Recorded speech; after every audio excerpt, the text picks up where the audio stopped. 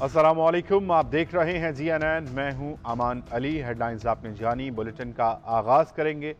निगरान हुकूमत ने पहला पेट्रोल बम गिरा दिया। रात गए पेट्रोल की कीमत में 17 रुपए 50 पैसे का इजाफा कर दिया गया। नई कीमत 290 रुपए 45 पैसे हो गई। डीजल की कीमत में भी 20 रुपए का इजाफा कर दिया गया।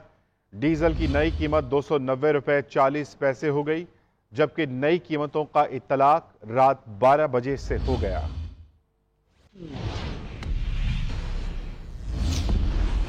निगरान हुकूमत की जानिब से पेट्रोलियम मसनूआत की कीमतों में किया गया इजाफा अवाम ने मुस्तरद कर दिया। कहते हैं कि बच्चों का पेट पालें या फिर पेट्रोल डलवाएं, गरीब अवाम भूख से मर जाएंगे। 25-30 हजार से कैसे गुजारा करें, हालात बद से बदतर होते जा रहे हैं। ठीक है ना, हमें किसी ने खा के पकाने के लिए देना है, किसी ने घर आके ना हमारा किसी ने आगे पूछना है कि आप कैसे गुजारा कर रहे हो या क्या कर रहे हो। गरीब आवाम तो भूखी मर जाएगी। जिसकी तनख्वाही 30,000 रुपया है वो कैसे गुजारा करेंगे। एक तो जिसकी तनख्वाह 20 से 25 हज़ार रुपया है उसके लिए मुश्किल। अगर वो बेचारा पेट्रोल डलवाएगा कि यहाँ अपने अपने घर को बच्चे का पेट पालेगा। पेट्रोल इन्ना महंगा किया ने, ठीक है कि साड़ी की नौकरी है, की साढ़े को कारोबार बाइकियां चलाने, बाइकियां की चलाइए। इतों किते दूर जाना हो तो किसी को किराया मांग लिया, कोई देंदा नहीं किराया।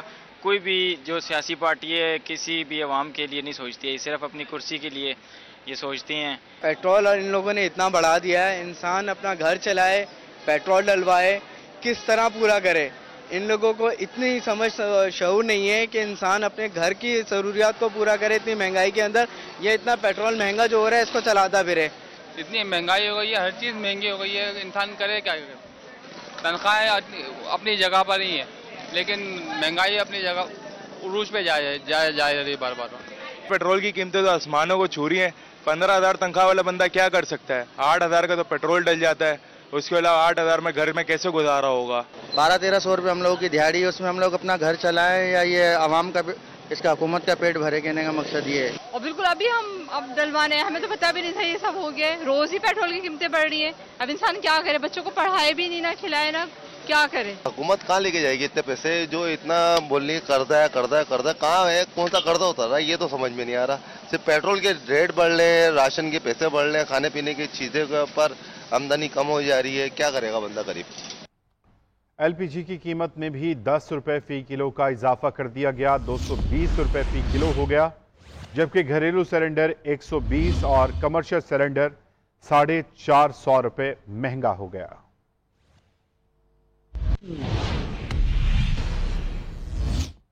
निगरान वजीर आला बलूचिस्तान कौन होगा, फैसला पार्लिमानी कमेटी करेगी। वजीर आला बलूचिस्तान अब्दुल कद्दूस बजंजो और opposition leader Malik Sikandar advocate के दरमियान इत्तफाक राय न हो सका।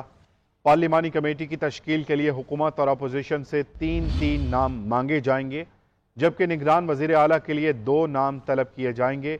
कमेटी 3 रोज में निगरान वजीर आला के लिए इत्तफाक राय करेगी। कमेटी में भी फैसला न हुआ तो निगरान वजीर आला का तकर्रुर इलेक्शन कमीशन करेगा।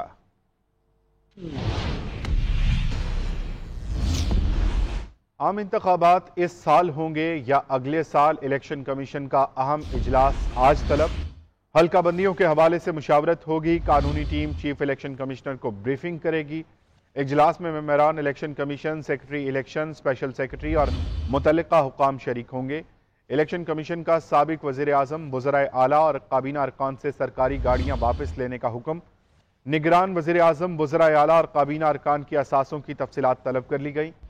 इलेक्शन कमीशन का कहना है कि वफाकी और सूबाई निगरान हुकूमतें कानून के मुताबिक रोजमर्रा के मामलात आगे चलाएं। निगरान हुकूमतें इलेक्शन में दबाव या खलल डालने की कोशिश न करें।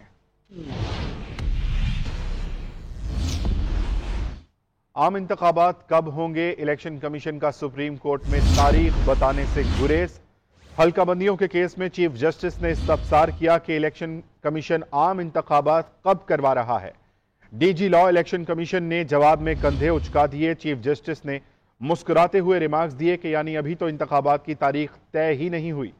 इलेक्शन कमीशन हल्का बंदियों शफाफ तरीके से करे और सिंध में हल्का बंदियों पर हसासियत ज्यादा है। सिंध से अक्सर यह गिला किया जाता है कि हल्का बंदियां दुरुस्त नहीं हुई। अदालत के तहरीरी हुक्मनामे में कहा गया कि इलेक्शन कमीशन को मौका फराहम कर रहे हैं कि नए हुक्मनामे से दरख्वास्त गुजार के एतराज़ात को दूर करे। इलेक्शन कमीशन का सुप्रीम कोर्ट में आम इंतखाबात की तारीख देने से गुरेज। चीफ जस्टिस का ECP को हल्का बंदियां शफाफ तरीके से करने का हुक्म। इलेक्शन कमीशन की सिंध में सूबाई हल्का बंदियों के खिलाफ दरखास्तों पर समाअत हुई। सुप्रीम कोर्ट ने हल्का बंदियों के दिफा पर इलेक्शन कमीशन के हुक्म को रूल्स के खिलाफ करार दिया। फैसले के मुताबिक इलेक्शन कमीशन का अपने हुक्म में अपनाया गया मौक़िफ़ दुरुस्त नहीं। चीफ जस्टिस उमर अता बंदियाल ने रिमार्क्स दिए कि हल्का बंदियां अवामी मुफाद का मामला है। सुप्रीम कोर्ट में मुतादिद बार हल्का बंदियों का मामला आ चुका है। हल्का बंदियों में टप्पेदार सर्कल को जरा भी मुतासर करने से हल्के से उम्मीदवार को पड़ने वाले वोट मुतासर होते हैं। इलेक्शन कमीशन हल्का बंदियां शफाफ तरीक़ाकार से करे। चीफ जस्टिस ने कहा कि सिंध में हल्का बंदियों पर हसासियत ज्यादा है। सिंध से अक्सर ये गिला किया जाता है कि हल्का बंदियां दुरुस्त नहीं हुई। समाअत के दौरान आम इंतखाबात का तज़किरा भी हुआ, जिसके दौरान चीफ जस्टिस ने इस्तफसार किया कि इलेक्शन कमीशन आम इंतखाबात कब करवा रहा है, जिस पर DG लॉ इलेक्शन कमीशन ने कंधे उचका दिए। चीफ जस्टिस उमर अता बंदियाल ने मुस्कुराते हुए रिमार्क्स दिए कि यानी अभी तो इंतखाबात की कोई तारीख ही तय नहीं हुई। चीफ जस्टिस ने कहा कि इलेक्शन कमीशन इंतखाबात से कबल तमाम मामलात हल। और साबिक वज़ीर आज़म मियां मोहम्मद नवाज शरीफ सितंबर के वस्त में पाकिस्तान पहुंचेंगे। इंतजामात को हतमी शक्ल दे दी गई। वकला की कानूनी तैयारियां भी मुकम्मल। साबिक वज़ीर आज़म शहबाज शरीफ पार्टी कायद से मुलाकात के लिए आइंदा हफ्ते लंदन पहुंचेंगे। राना सनाउल्लाह, ख्वाजा आसिफ, जावेद लतीफ़, परवेज रशीद भी 3 हफ्तों में लंदन जाएंगे। ज़राए का यह कहना है कि नून लीग नवाज शरीफ का पाकिस्तान पहुंचने पर वालेहाना इस्तकबाल करना चाहती है।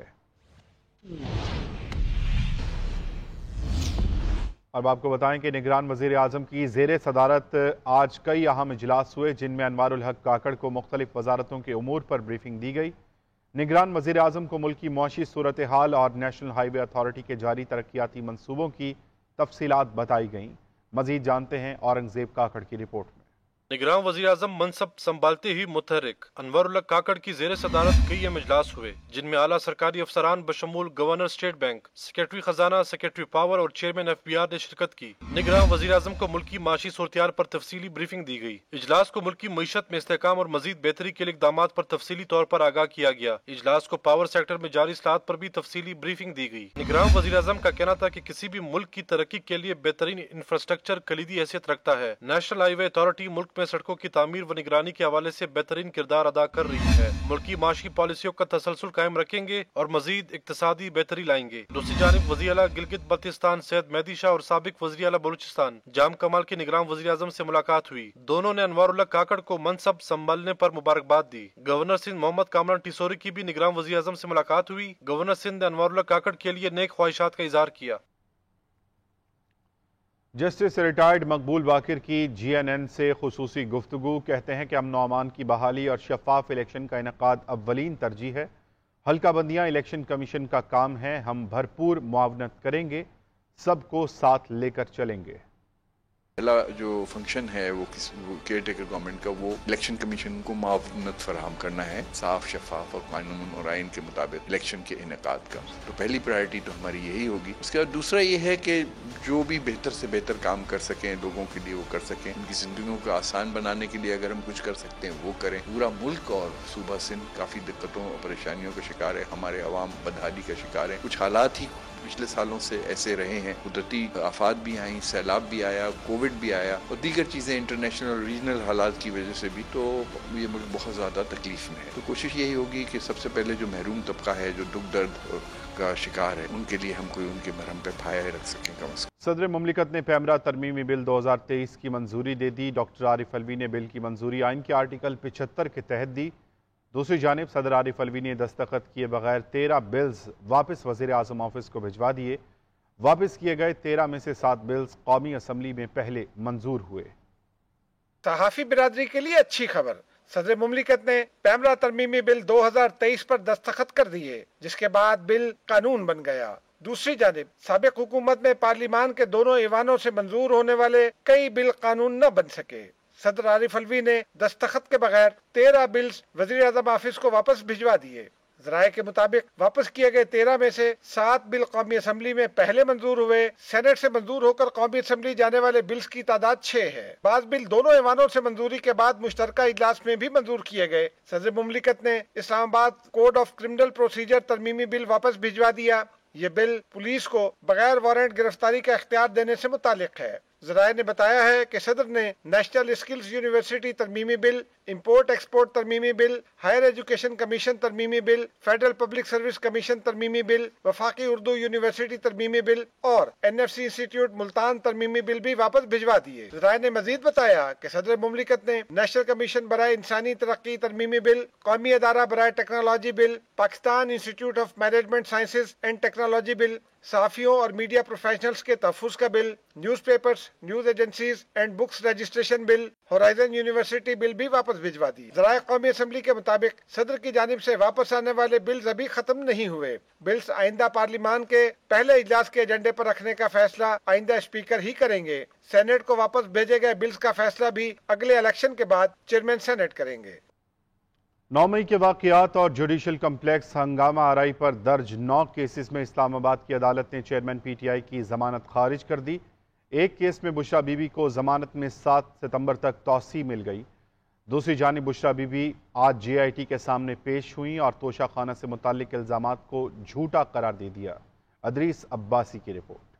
चेयरमैन तहरीक इंसाफ और बुशरा बीबी के खिलाफ 9 मई के वाक़यात पर दर्ज मुकदमात की समाअत ड्यूटी जज मोहम्मद सुहेल ने की। तफ्तीशी अफसर ने अदालत को बताया कि साबिक वज़ीर-ए-आज़म चंद मुकदमात में शामिल तफ्तीश नहीं हुए।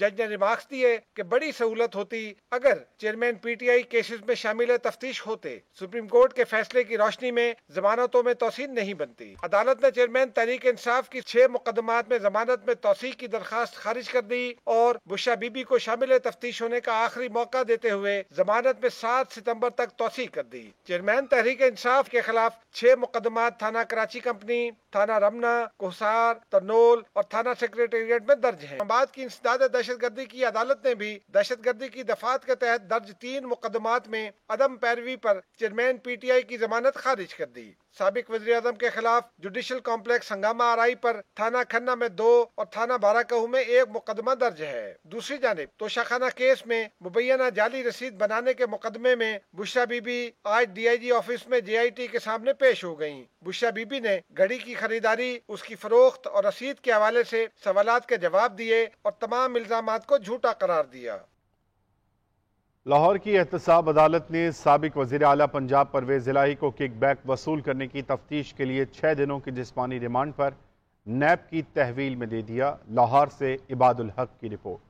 नैब ने परवेज इलाही को एहतसाब अदालत में पेश किया और उनका तरक्याती मंसूबों में माली बदअनवानी के इल्जाम में छानबीन के लिए 14 दिनों का जिस्मानी रिमांड देने की इस्तदा की। नैब के प्रोसिक्यूटर वारिस जंजुआ ने बताया कि गुजरात और मंडी बहाउद्दीन के तरक्याती मंसूबों में तफ्तीश के दौरान मुख्तलिफ अफराद को शामिल तफ्तीश किया। गुजरात के 2 हल्कों के लिए 72 अरब के तरक्याती मंसूबे मंजूर किए गए और परवेज इलाही ने बतौर वजीर आला गैर कानूनी तौर पर 200 से जायद मंसूबों की मंजूरी दी। नैब प्रोसिक्यूटर ने बताया कि इन मंसूबों के लिए सलाई ने किक्स बैक तय किए और मंसूबों में काम मुकम्मल होने से पहले भारी रकम की अदायगी हुई। परवेज इलाही के वकील अमजद परवेज ने जिस्मानी रिमांड की मुखालफत की और बताया कि इसी नोयत का मामला सुप्रीम कोर्ट और लाहौर हाई कोर्ट में जेर समात है, इसलिए उसे आला अदलिया के फैसले की रोशनी में चलाया जाए। वकील ने इस्तदा की कि परवेज इलाही की उम्र 70 साल से जायद है, उन्हें घर का खाना और उनके डॉक्टर से चेकअप कराने की इजाजत दी जाए। दलाइल मुकम्मल होने पर अदालत ने परवेज इलाही का जिस्मानी रिमांड दे दिया और हदायत की कि साबिक वजीर आला पंजाब